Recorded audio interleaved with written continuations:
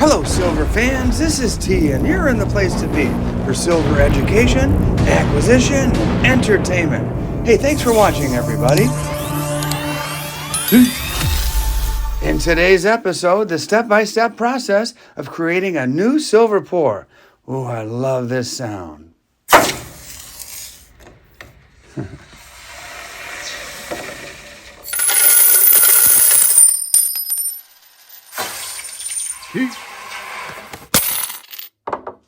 Okay, guys, hey, let's do a little silver pour step by step. The first thing I'm going to do is add my silver to my crucible here. This thing is called a crucible. It goes inside the furnace, and let's see what silver I have to put in there.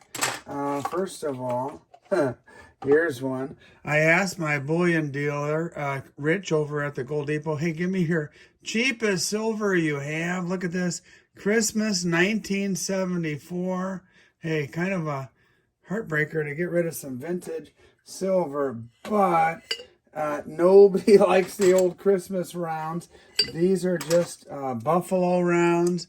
I don't know, ugly as heck, cheap as heck, and just you're about as generic as you can get. And overplayed. I think when the buffalo first came out, it was kind of cool. And then every single, here's a little scrap piece from a previous pour. Every single bullion maker on the planet decided to start making buffaloes of various types. And for example, here's a couple and different styles there. And, you know, this one's like a proof-like. This one's not. But either way, it's going to be melted. And, oh, here. Christmas, let's see, what year is this? 2005. Okay. Ho, ho, ho. There you go. 15 ounces plus this little junk that is leftovers from other silver pours. And so 15 and change. And so that's what I've decided to add to the old crucible. That's step one. I'm going to go through the steps one by one, and you get to enjoy. Thanks for watching, everybody. Step two is to add the crucible to the old ToAuto Furnace and turn her on. There we go. And hey, shout out to ToAuto.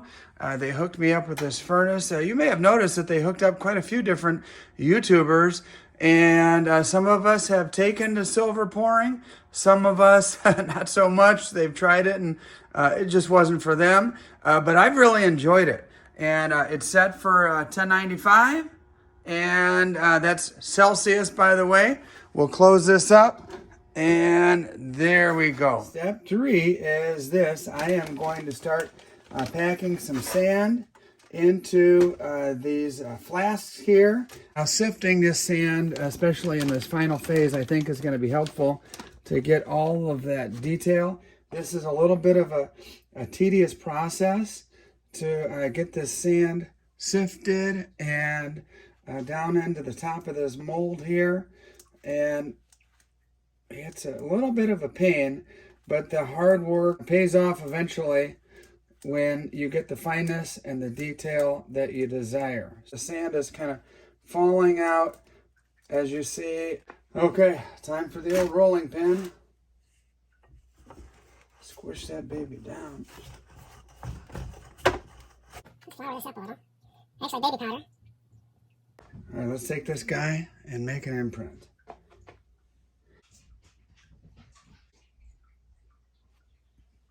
Guys, I have to admit, silver pouring early in the morning before the rest of the house wakes up is just a kind of a pleasurable experience, something I really enjoy.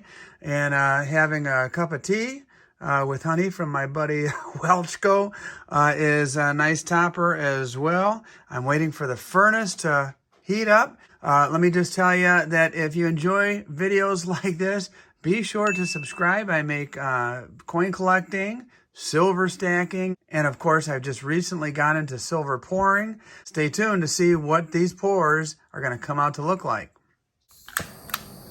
Okay, next step. This one is pretty important. You want to get that moisture out from your sand.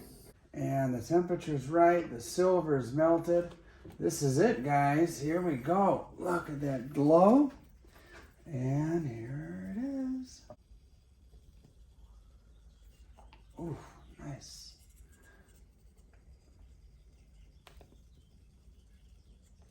Nice. Here, let me show you up close and personal. Really is kind of a neat process. Look at that.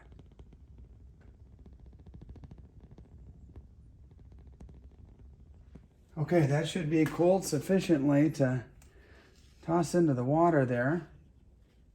Here we go. Ready for the sound?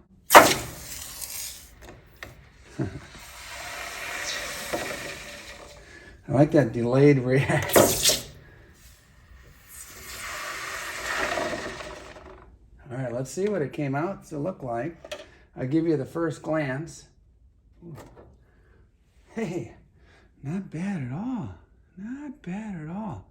That's a good start right there. Wait till it's cleaned up. Let's see what we can do. Oh, terrible. Absolutely terrible. Let's see, try a little more control here. Nope. Not happy with that one either. See if third time's a charm. Almost. Oh man, that would have been the coolest of all. Man, it's kind of hot in my fingers too. Dang, too bad there was that huge overpour.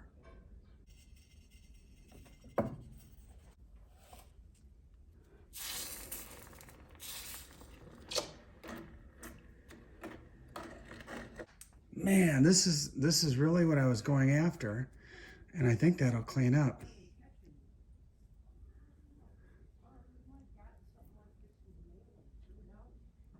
This is a nice hunk of silver right here. This will be made into something else. It kind of, in a weird way, looks kind of cool, like a skull coming out of a puddle or something, but not what I was going for and intending.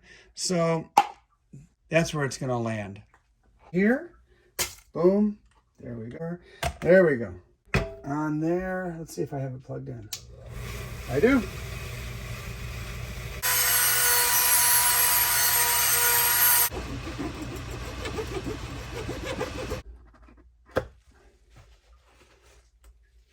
Oh man, nice. Okay, at this point in time, I've kind of lost track of the actual number of steps. As you can see, it's been a lot of steps. This is hot water for my Keurig. This is cold water with baking soda in it. And what I'm going to do is I am going to tone, I don't know, extra black. I'm going to tone one of these. Some of you are fans of this, some of you are not. But either way, I'm going to leave one as is, the pure silver, the beautiful shiny look. And one of them, I just want to tone just to see what it will look like. And yep, that smells like sulfur. Smells like rotten eggs. And it doesn't take long when the water is that warm to start changing colors. It's like, woo, super black. Black, black, black. I tossed this little guy in too. He's darkening up. But let me not forget this last little step here. Again, this is baking soda and water.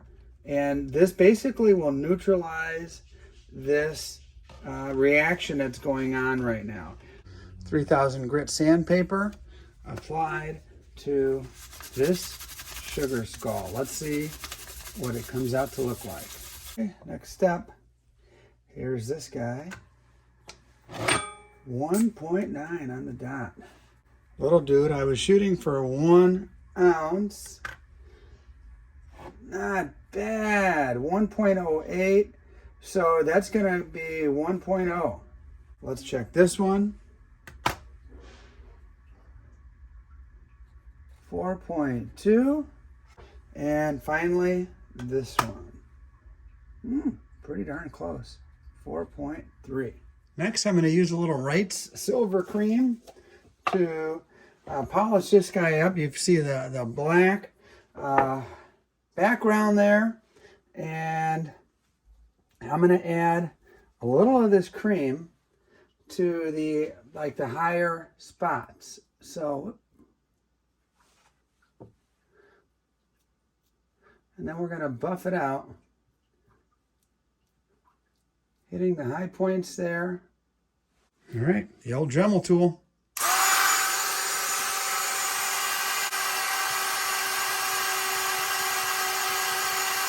Okay, I got to tell you, I was so happy to receive this in the mail not too long ago. And this is my very own stamp. Silver Dragons encouraged me to use this particular company. And I'll put the link down in the description. So if you're a silver pourer and you want to use them, check them out.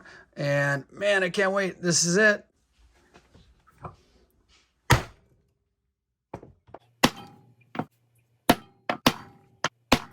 .999.